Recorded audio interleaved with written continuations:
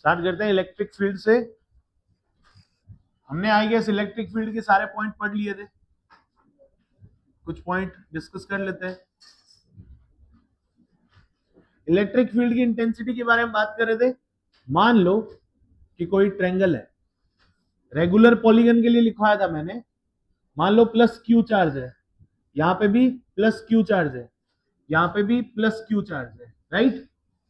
अगर तीनों जगह सेम चार्ज है तो इस पॉइंट पे जो सेंटर पॉइंट है इसके ऊपर इलेक्ट्रिक फील्ड कैसी होगी, इधर ध्यान दो। इस पॉइंट पे जाके बैठ जाओ, ठीक है।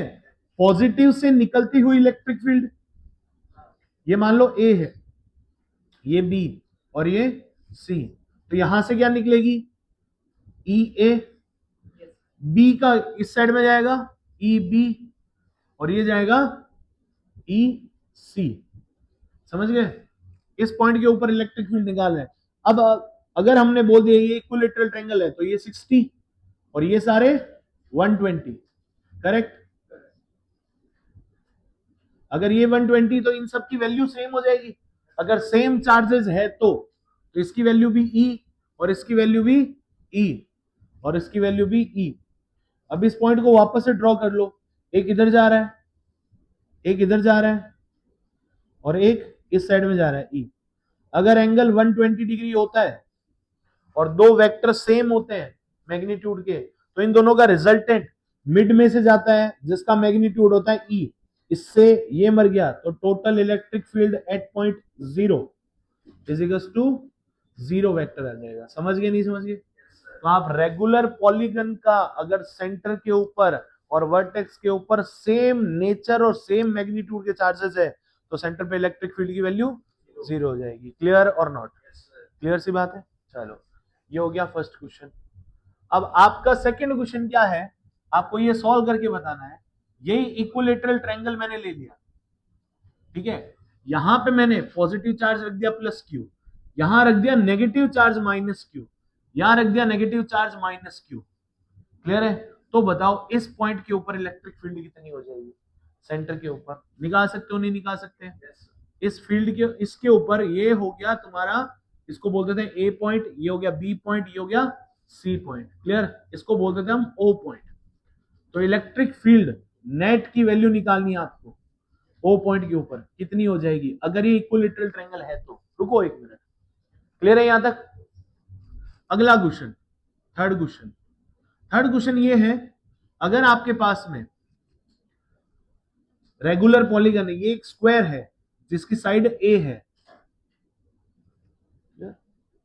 अगर मान लो ये ए पॉइंट, ये बी पॉइंट, ये सी पॉइंट और ये डी पॉइंट, अगर इसके ऊपर चार्ज है प्लस क्यू, इसके ऊपर है माइनस क्यू, इसके ऊपर चार्ज है प्लस क्यू, इसके ऊपर चार्ज है माइनस क्यू, तो बताओ सेंटर के ऊपर इलेक्ट्रिक फील्ड की वैल्यू कितनी हो जाएगी। अगर मान लो सब लोग पॉजिटिव होते हैं तो सेंटर पे इलेक्ट्रिक फील्ड जीरो। क्यों, रेगुलर पॉलीगन है, सारे चार्ज के मैग्नीट्यूड सेम है, सारे चार्ज के नेचर सेम है। It means net electric field centre point पे जीरो हो जाएगी। क्लियर है। इसका अगर सेंटर निकालना है तो ये क्वेश्चन मैं करवा रहा हूं एक बार को। ए पॉइंट है तो पॉजिटिव से निकलती हुई कि पॉजिटिव की तरफ आती हुई, निकलती हुई, तो इस पॉइंट पे निकलती हुई होगी। तो ये हो गया ई ए की वजह से। क्लियर। बी की वजह से क्या होगा, उसकी तरफ जाती हुई, तो उसकी तरफ भेज दो। ये हो गया electric field due to B. D की तरफ जाती हुई होगी कि नहीं होगी, तो ये हो जाएगी electric field due to D.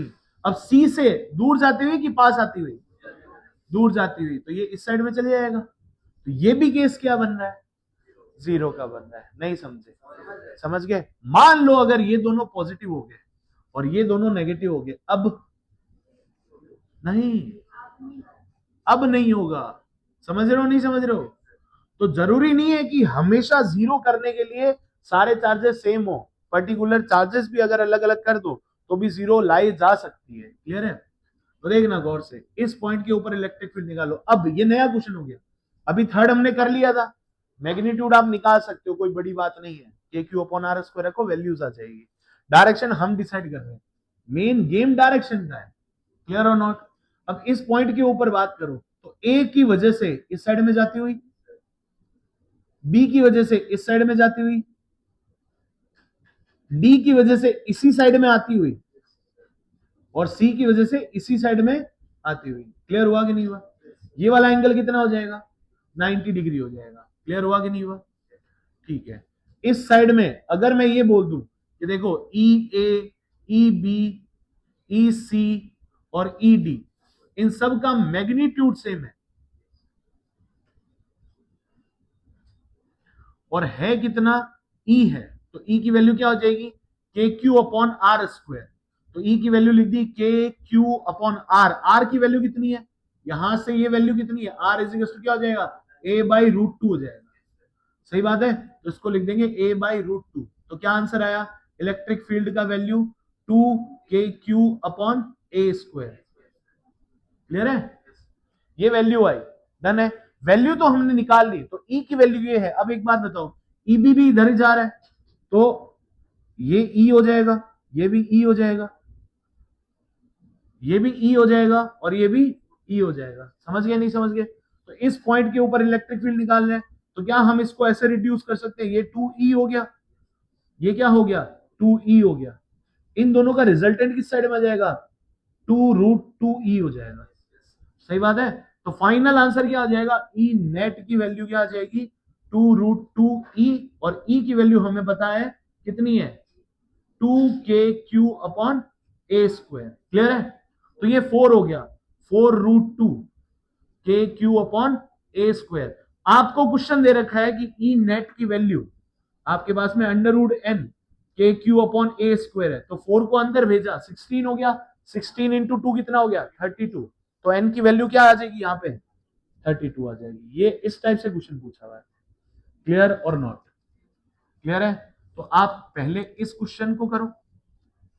ये तो समझ में आया, ये तो नोट पॉइंट था हमारा। पहले इसको नोट कर लो, सेकंड क्वेश्चन करना है, और सॉरी सेकंड इसको बना लो। चलो सेकंड आप इसको बना लो, और थर्ड आपको सोल्व करना है। फिर उसके बाद में जो कंटिन्यूअस जीपी वाला क्वेश्चन दिया था मैंने, इनफाइनाइट जीपी वाला, वो क्वेश्चन मैं करवाता हूं। पहले पहले ये नोट करो, और ये वाला क्वेश्चन करके दिखाओ, थर्ड क्वेश्चन। जल्दी करना।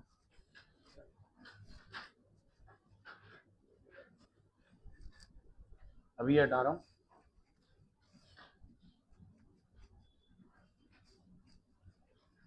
हो गया सबसे? क्या ये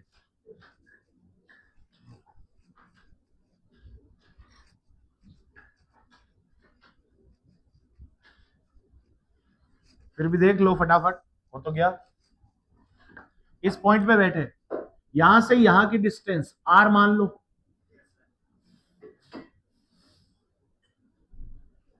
ये अगर a है, तो ये r क्या होता है? a/√3। इक्विलेटरल ट्रायंगल है ना, ये वैल्यू सबको पता है। क्लियर? ये वाली वैल्यू कितनी होनी चाहिए? a/√3। ये मैंने लास्ट लेक्चर में भी बताई थी, कैसे निकालते हो आप लोग। ठीक है, चलो इस पॉइंट पे जाके बैठे। a क्या कर रहा है? धक्का मारेगा, नीचे जाएगा, electric field due to A. B क्या करेगा? अपनी तरफ बुलाएगा, तो इलेक्ट्रिक फील्ड बी। ये क्या करेगा? अपनी तरफ बुलाएगा, इलेक्ट्रिक फील्ड ड्यू टू सी। ऐसा कुछ आना चाहिए। ये आ जाएगा ई, ये आ जाएगा ई, और ये भी आ जाएगा ई। नहीं समझे? समझ गए? अब इस ई की वैल्यू बताओ कितनी होती है? के क्यू अपॉन आर स्क्वायर। आपने रखा के क्यू अपॉन आर की वैल्यू a/√3 का square, that is 3KQ upon A square. Correct और नॉट? ठीक है। अब ये ई और ये ई मिलके क्या हो गए? दोनों इस साइड में आ रहे हैं ना। अब ये देखो, ये 60, ये 60, तो यहां पे 120। जब 120 का एंगल होता है, दो वेक्टर सेम जा रहे होते हैं, तो उनका रिजल्टेंट भी सेम ही मैग्नीट्यूड का जाता है। तो इन दोनों की वजह से क्या हो जाएगा? ये ई तो इधर आ ही रहा है, इन दोनों का मैग्नीट्यूड इस साइड में आ जाएगा। तो टोटल आंसर कितना आ गया? 2E आ गया। किस साइड में? माइनस जे कैप में। तो ई नेट की वैल्यू क्या लिखोगे? 2 × E माइनस जे कैप। ई की वैल्यू पुट कर दो, 3KQ upon A square. Answer is 6KQ upon A square. Correct? अब इसको मैं बोल दूं NKQ upon A square, find the value of n is 6। Single digit integer type बन गया। है इजी? चलो, अब कल जो क्वेश्चन किया था उसको करते हैं दोबारा, फटाफट करना है, नोट कर लो, नेक्स्ट करते हैं। देखो इस पॉइंट के ऊपर था प्लस क्यू, यहां पे था माइनस क्यू, यहां था प्लस क्यू, यहां था माइनस क्यू, ऐसे चलता जा रहा था, इनफाइनाइट नंबर ऑफ चार्जेस है।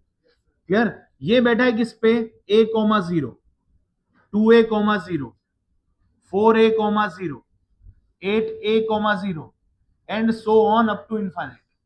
क्लियर है? अब ये था ओरिजिन पॉइंट, आप ओरिजिन के ऊपर जाके बैठ जाओ, आप ओरिजिन पे बैठे, इसको नाम दे देते हैं ए बी सी डी, ऐसे चलता जा रहा है। क्लियर है? इनफाइनाइट तक चलता जाएगा। अब हम इसको कह रहे हैं कि sir E on O is equal to क्या हो जाएगा, E A, E B plus E C plus E D plus E F, ऐसे चलता जाएगा। अब ये बताओ ए क्या है, पॉजिटिव है कि नेगेटिव है? पॉजिटिव है, तो पॉजिटिव है तो हमें धक्का मारेगा कि खींचेगा? धक्का मारेगा। हमें धक्का मारेगा तो हम किधर जाएंगे, इस साइड में, नेगेटिव में।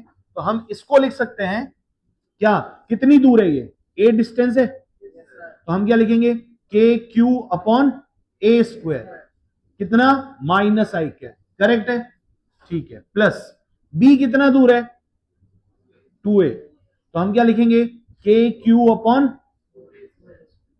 4a स्क्वायर, सीधा लिख दूं क्या, चलेगा, ठीक है। ये किधर लगेगा, आई कैप में, क्यों, नेगेटिव है, तो नेगेटिव है तो हमें खींचेगा, नहीं समझे, समझ गए। ये है कितना है, 4a है, तो इसका स्क्वायर 16a स्क्वायर, तो के Q upon 16a square. Clear है? और किस साइड में जाएगा, ये पॉजिटिव है, धक्का मारेगा, माइनस आई कैप, नहीं समझे।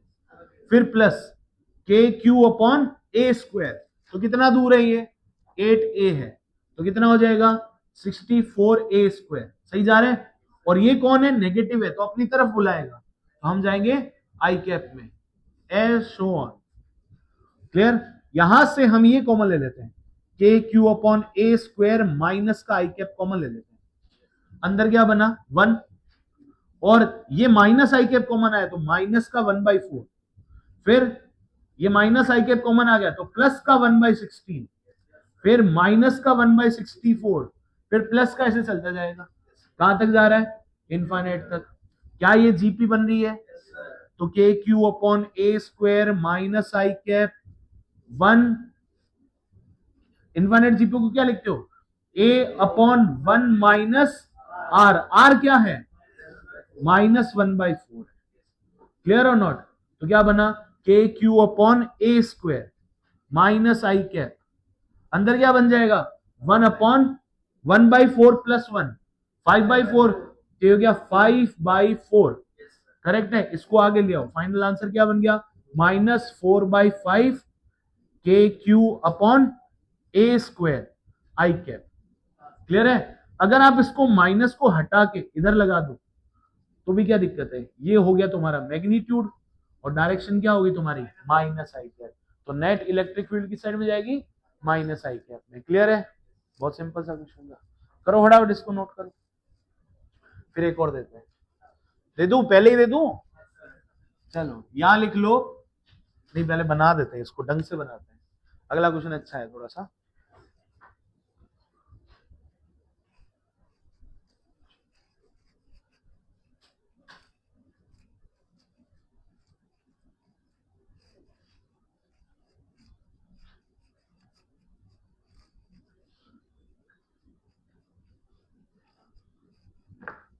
देखो गौर से, ये कोई एक्सिस है, ये सेंटर है, ओरिजिन है, यहां पे हमने स्मॉल क्यू रख दिया, ठीक है, यहां पे हमने प्लस क्यू रखा, इसको ऊपर बना देते हैं, यहां पे हमने प्लस क्यू रखा, और यहां पे भी हमने प्लस क्यू रखा है, ठीक है, ये रखा हुआ है a,0 पे, और ये रखा है -a,0 पे, तो ये P पॉइंट है, इसके कोऑर्डिनेट है 0, A, तो इस P पॉइंट के ऊपर इन चार्जेस की वजह से नेट इलेक्ट्रिक फील्ड की वैल्यू, मतलब electric field at point P net is zero vector. Clear? Then find small Q कितना आएगा, या तो ये निकाल लो और या फिर मैं ये बोल रहा हूं then find small Q by capital Q, मतलब स्मॉल क्यू की वैल्यू कैपिटल क्यू की फॉर्म में आएगी। सीधी सी बात है, करके दिखाओ ये कुछ, फटाफट करो, देखते क्या आंसर आता है। देखो जरा, आपको क्या करना है, आपको ये करना है कि पी पॉइंट पे जाके बैठ जाओ। आपको ये पता है ये पॉजिटिव है, आपको ये पता है ये पॉजिटिव है, ये नहीं पता क्या है पॉजिटिव है नेगेटिव है, हमें नहीं पता है। पी पे जाके बैठ गए, पी पे जाके बैठे तो यहां पे ये वाला पॉइंट क्या करेगा, धक्का मारेगा, इस साइड में धक्का मारेगा। यही साइड क्यों आई, क्योंकि सर यही साइड इसको यहां पे मैनेज कर रही है। क्लियर है? अलोंग द लाइन होता है ना फोर्स, तो ये लग गया, मान लो ये ए पॉइंट है, ये बी पॉइंट है, ये सी पॉइंट है। ए पॉइंट की वजह से electric field at in direction A, यहां पे ये जाएगा इधर, ये हो गया electric field in direction B. Clear है? ये दोनों इधर जा रहे हैं, तो अगर ये पॉजिटिव होता, अगर ये पॉजिटिव होता तो ये इधर जाता, तो कभी इलेक्ट्रिक फील्ड जीरो नहीं हो पाती। नहीं समझे? समझ गए ना? देखो गौर से, ये इधर जा रहा है, ये इधर जा रहा है, इन दोनों का रिजल्टेंट ऊपर जाता, ये ऊपर जा रहा है, अगर ये पॉजिटिव होता तो ये भी धक्का मारता इसको, तो ये भी किधर जाता, ऊपर जाता, तो भी जीरो नहीं हो पाता। तो इसको नीचे लाना पड़ेगा, इस साइड में लाना पड़ेगा। इधर ला रहे हो, इसका मतलब इसको क्या बनाना पड़ेगा, तो नेचर तो हमें डायरेक्शन से पता चल गया कि पॉजिटिव होना चाहिए कि नेगेटिव होना चाहिए। क्लियर है यहां तक? अब इन दोनों का रिजल्टेंट क्या होता है, अब ये देखो, ये यहां से कितनी डिस्टेंस है पता नहीं, आर मान लो, है कि नहीं, आर मान लो, तो ई ए की वैल्यू और ई बी की वैल्यू कितनी है, के क्यू अपॉन आर स्क्वायर है। करेक्ट है कि नहीं है?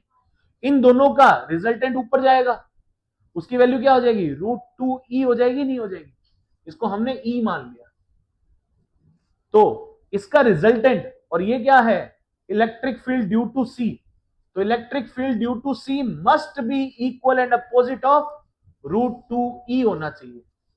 सही बात है कि नहीं है? अरे भाई ये इलेक्ट्रिक फील्ड नीचे जा रही है, इन दोनों का रिजल्टेंट ऊपर जा रहा है, तो ये और ये ईसी दोनों क्या हो जाएंगे, सेम हो जाएंगे, और अपोजिट डायरेक्शन दिख ही रही है, तो हम इसको जीरो बोल देंगे। सही बात है? इन दोनों को सॉल्व करते हैं, तो ईसी की वैल्यू कितनी है, ये देखो, के क्यू अपॉन आर स्क्वायर, ये वाले डिस्टेंस कितनी है, ये 0,0, ये 0,a, तो मतलब ये a है, तो ये हो जाएगा A square equal to root two, इसकी वैल्यू कितनी है, के क्यू अपॉन आर स्क्वायर। नहीं समझे? समझ गए? अगर ये वाली वैल्यू a है, ये वाली वैल्यू a है, तो r क्या हो जाएगा, रूट टू ए हो जाएगा, नहीं हो जाएगा, वैल्यू पुट कर लो, तो क्या हो जाएगा, K Q upon A square is equal to root two K Q upon root two A का होल स्क्वायर, तो मतलब टू ए स्क्वायर आ गया। नहीं समझे? तो ए स्क्वायर से ए स्क्वायर, के से के चला गया, तो क्यू इज इक्वल टू क्या आ गया, इससे रूट टू चला गया, तो क्यू बाई रूट टू, ये आया मैग्नीट्यूड, और नेचर क्या है ये आपको पता है, तो आंसर क्या लिख दोगे, डन है, इजी है, फटाफट छापो।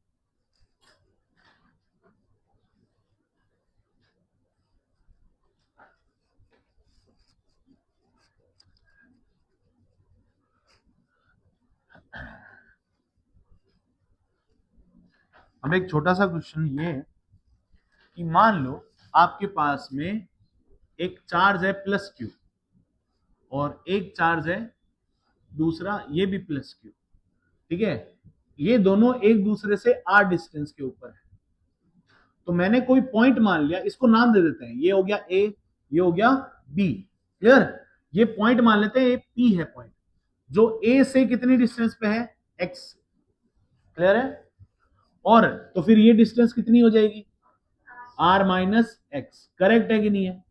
बस देखते जाओ आराम से, बाद में नोट करना, आर माइनस एक्स। क्लियर है? मुझे electric field eight P point चाहिए, तो आप क्या करोगे, पी पे जाके बैठ जाएंगे सर, पी पे जाके बैठ गए, तो इस पॉइंट के ऊपर इलेक्ट्रिक फील्ड ड्यू टू ए इस साइड में आएगी, क्योंकि पॉजिटिव है, धक्का मारेगा।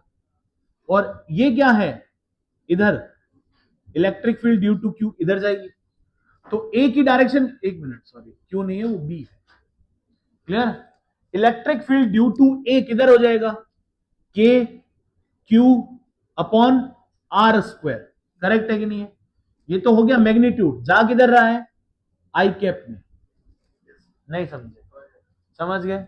इसकी वैल्यू इसकी वजह से प्लस लिख देंगे, के चार्ज कितना है क्यू अपॉन आर स्क्वायर, मतलब डिस्टेंस कितनी है, आर माइनस एक्स का स्क्वायर, जा किधर रहा है, माइनस आई कैप में, क्लियर है। तो हम net electric field at point P निकाले, तो के क्यू, अंदर क्या बच जाएगा, बाहर आई कैप ले लिया, अंदर क्या बचेगा बताओ, 1/, ऐसे मत लिखो, दिखने में अच्छा नहीं लगता, ऐसे लिख लो, K Q upon X square minus K Q upon R minus X का होल स्क्वायर, और बाहर आ जाएगा I cap, net electric field इधर भेज, क्लियर है कि नहीं है। अब इसका जब ग्राफ बनाओगे ना, तो इसका ग्राफ कुछ ऐसा आएगा, मतलब ऐसे बनाओ,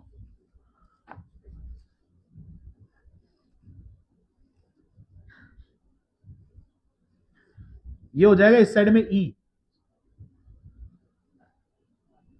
ठीक है, और ये हो जाएगा एक्स। गौर से समझना मेरी बात को, इस पॉइंट के ऊपर, इस इक्वेशन के ऊपर वैल्यूज पुट कर करके तो आंसर आएगा। अरे समझे नहीं समझे, देखो ये एक्स स्क्वायर है, कैसा एक्स स्क्वायर है, पैराबोला वाला है कि हाइपरबोला वाला है, हाइपरबोला का है, क्यों, क्योंकि इनवर्सली प्रोपोर्शनल है। तो पैराबोला आएगा कि हाइपरबोला आएगा, हाइपरबोला आएगा, क्लियर है पहली बात। तो अब हम क्या कर रहे हैं, एट पॉइंट ए, एट ए कर देते हैं, एक्स की वैल्यू कितनी है बताओ, 0। एट एक्स पॉइंट एक्स की वैल्यू कितनी है, एट ए पॉइंट एक्स की वैल्यू कितनी है, 0।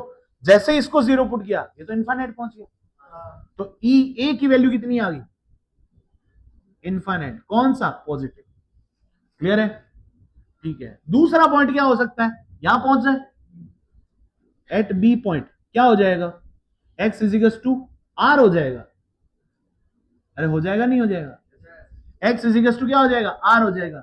तो electric field at point P निकालो ना, ए तो छोड़ो, electric field at point P क्या हो जाएगा, माइनस इनफाइनाइट हो जाएगा।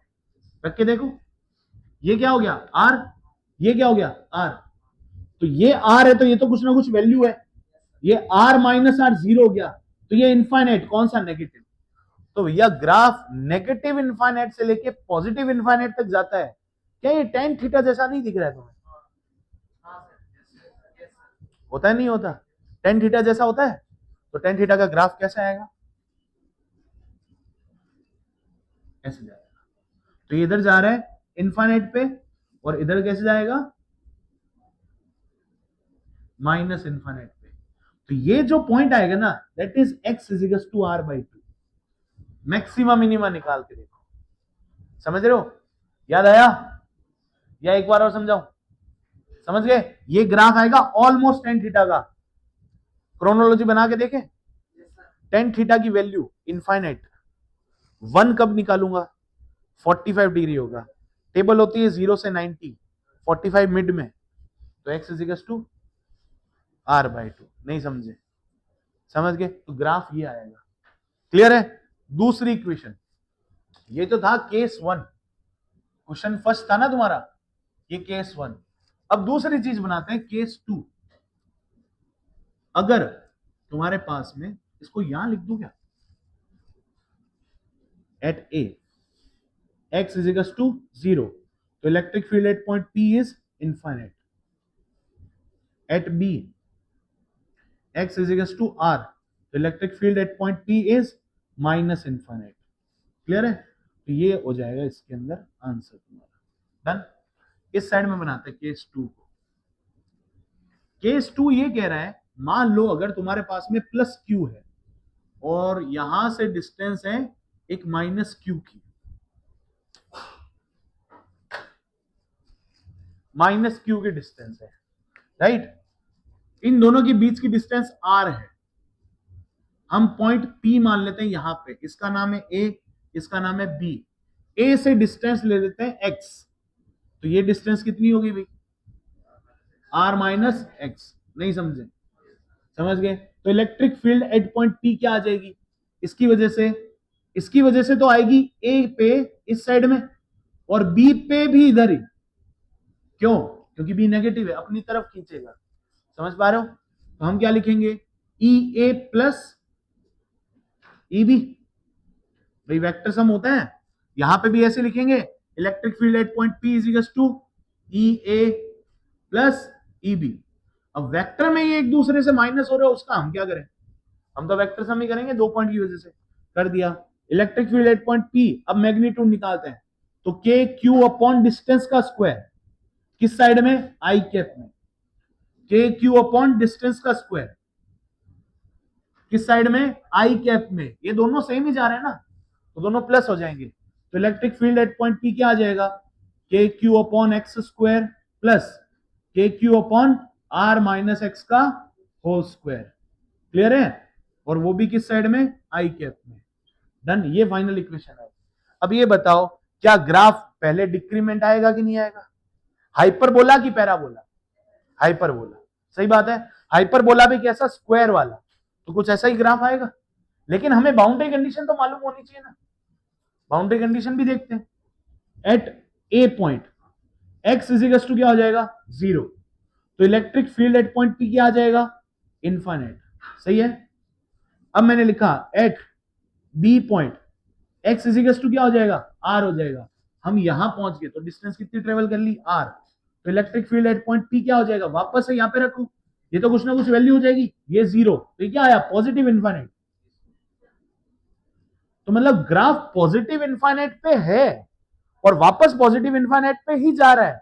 इसका मतलब डिक्रीज होके जाएगा कि इंक्रीज होके जाएगा, डिक्रीज होके जाएगा। फाइनल तो इधर जाना है ना। अगर आप उल्टा कर देते कि सर पहले इंक्रीज होगा फिर डिक्रीज होगा, तो माइनस इनफाइनाइट और माइनस इनफाइनाइट आना चाहिए था। तो ग्राफ कैसे जा रहा है, डिक्रीज होते जा रहा है, वो भी कौन से ऑर्डर पे, 2 ऑर्डर पे। तो पैराबोला जैसी शेप आएगी। तो इसमें ग्राफ कैसा बनेगा, ऐसा बनेगा ग्राफ, टच नहीं करेगा, टच बिल्कुल नहीं करेगा। टच करवाने के लिए आपको एक्स को क्या करना पड़ेगा, इनफाइनाइट। इनफाइनाइट करोगे तब जाके ये 0 होगा। तो इसका मतलब ये तो इलेक्ट्रिक फील्ड आप 0 करवाने की कोशिश कर रहे हो ना, इलेक्ट्रिक फील्ड तो 0 हो ही नहीं सकती। नहीं समझे? देखो सेम चार्ज है, अगर सेम चार्जेस है तो इलेक्ट्रिक फील्ड 0 होने का पॉइंट कहां मिल रहा है, बीच में कहीं पे मिल रहा है ना, देखो कट कर रहा है, मिल रहा है। लेकिन अगर अपोजिट चार्जेस है तो मिड में पॉइंट आएगा ही नहीं। तो अगर मिड में पॉइंट नहीं आता तो किधर आएगा, साइड में आएगा। नहीं समझे? याद करो फोर्स वाला क्वेश्चन किया था मैंने, पहले पूछा था इक्विलिब्रियम वाले क्वेश्चंस, फोर्स में साइड पे देखा था, ए के लेफ्ट में क्या 0 आ रहा था, नहीं आ रहा था। फिर राइट में देखा था, फिर मिड में देखा था, 0 आ रहा था। नेचर निकाला था, डिस्टेंस निकाली थी, याद है क्वेश्चन वो, उससे किया था ना। मैंने बोला था उस टाइम पे कि इलेक्ट्रिक फील्ड में भी ऐसे पॉइंट आएंगे। तो अब दिमाग में ये रखो, ये देखो ग्राफ से प्रूफ हो रहा है कि सर अगर सेम नेचर के चार्ज होंगे तो मिड में एक ऐसा पॉइंट आएगा जहां पे इलेक्ट्रिक फील्ड 0 होगी, चाहे वो नेगेटिव हो चाहे वो पॉजिटिव हो। लेकिन अपोजिट चार्ज आ गए तो मिड में इलेक्ट्रिक फील्ड 0 कभी नहीं होगी। देखो यहां पे हो रही है, ये इधर ये इधर। अगर नेगेटिव होता तो क्या होता, ई ए इधर जाता, ई बी इधर जाता, तो भी 0 हो रहा है। यहां पे कभी नहीं हो सकता। क्लियर है? तो क्या ये स्टेटमेंट सही है क्या, पहले ये बताओ। Same charges placed at a distance r, then electric field between these points may be 0. Yes or no? Yes. Opposite charge placed at a distance r, then electric field in between any point is 0. May be 0. Always 0? May be 0? No. No, never. कहां से होगी, never 0। Clear हुआ कि नहीं हुआ? ये statement में मत फंसना। नीट में थ्योरेटिकल और तुम्हारे न्यूमेरिकल, तुम्हारे ग्राफिकल पूछ लेगा क्योंकि मैथ रिलेटेड हो, तुम्हारे थ्योरेटिकल पूछ लेगा क्योंकि स्टेटमेंट रिलेटेड हो। सिंपल सी बात है। क्लियर है? तो ये वाला पॉइंट क्या आ जाएगा, यहां पे ई की वैल्यू मिनिमम हो जाएगी at x is equal to are by 2। ये क्या हो गया, एक्स इज इक्वल टू 0, ये क्या हो गया, x is equal to r. समझ गए? ये क्या हो गया, x is equal to 0, a point है ना, ये क्या हो गया, x is equal to r. Done है क्या? अब नोट कर लो, ये था क्वेश्चन। अब यहां से क्वेश्चन निकल के आया, सर ये वाले पॉइंट को आप नाम क्या दोगे, जीरो इलेक्ट्रिक फील्ड पॉइंट। ये वाला पॉइंट देखो जीरो आ रहा है कि नहीं आ रहा, आ रहा है ना, तो इसका मतलब इसको नाम क्या दोगे, जीरो इलेक्ट्रिक फील्ड पॉइंट। तो हमारी अगली हेडिंग ये रहेगी, zero electric field point finding. ठीक है, हम फाइंड करेंगे अलग अलग केस में कि जीरो इलेक्ट्रिक फील्ड कहां आती है। क्लियर है? तो अगली हेडिंग डाल लोगे ना, जीरो इलेक्ट्रिक फील्ड।